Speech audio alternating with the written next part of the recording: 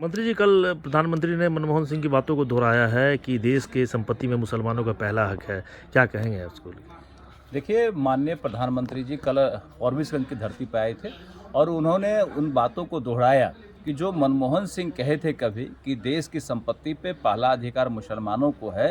उनको दोहराने का ये मकसद था कि सैम पित्रोदा ने कहा है कि जो विदेशों में कानून है कि जिस तरह का कानून विदेश में है कि अगर कोई व्यक्ति मर जाता है तो उनके संपत्ति का 55% सरकार ले लेगी और गरीबों में बांट देगी। तो मुझे लगता है कहीं न कहीं कांग्रेस का ये साजिश चल रहा है कि जो लोग कहे कि ये संपत्ति का पहला अधिकार अगर मुसलमानों को बता रहे हैं तो हिंदू के संपत्ति को मरने के बाद लूट करके मुसलमानों में बांटने की इनकी साजिश चल रही है।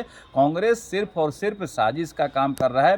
जो हिंदुस्तान है, यहाँ के लोग पारिवारिक हैं, परिवार के साथ जीते हैं, पत्नी और बच्चों के साथ जीते हैं और अपने बच्चे बेटा पोता के लिए कमाई करके अब खुद पे खर्च नहीं करते हैं, लेकिन बच्चों के लिए पोतों के लिए जमा करते हैं। यहाँ विदेशी कल्चर नहीं है। विदेशों में है कि खुद के लिए लोग ज़्यादा जीते हैं, कई पत्नियां करते हैं, कई बच्चे रहते हैं, पत्नियां कहीं से कॉन्टैक्ट मैरिज होता है, फिर पत्नी चली जाती है, फिर बच्चे कहीं चले जाते हैं, तो लोग खुद के लिए वहाँ जीते हैं। लेकिन यहाँ का कल्चर एक अलग कल्चर है। लोग यहाँ परिवार के लिए जीते हैं, बेटा है, पोता है, परपोता, उसके लिए संपत्ति इकट्ठा करते हैं। तो कहीं ना कहीं हमारे संस्कृति पे हमला करने का एक साजिश हो रहा है कांग्रेस के द्वारा।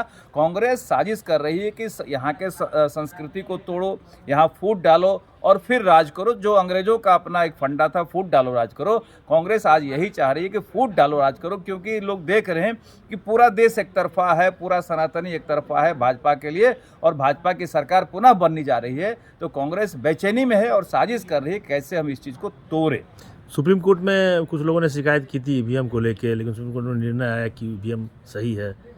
देखिए, कल सुप्रीम कोर्ट का एक बड़ा तमाचा, जो कहिए एक तमाचा पड़ा ऐसे लोगों को जो बूथ लूटने वाले थे, बूथ लुटेरे, जो लोग इस पे विश्वास करते हैं, बैलेट पे विश्वास करते थे, बैलेट को लूटने पे विश्वास करते थे, जो ईवीएम पे भरोसा नहीं करते थे, उस पर ईवीएम को मोहर लगा करके सुप्रीम कोर्ट ने अपना एक बड़ा डिसीजन दिया है और ऐसे लोगों को करारा तमाचा लगा है। जो लुटेरे थे, बूथ को लूटना चाहते थे, वो जीतते हैं तो ईवीएम सही है, अगर हारते हैं तो ईवीएम खराब है।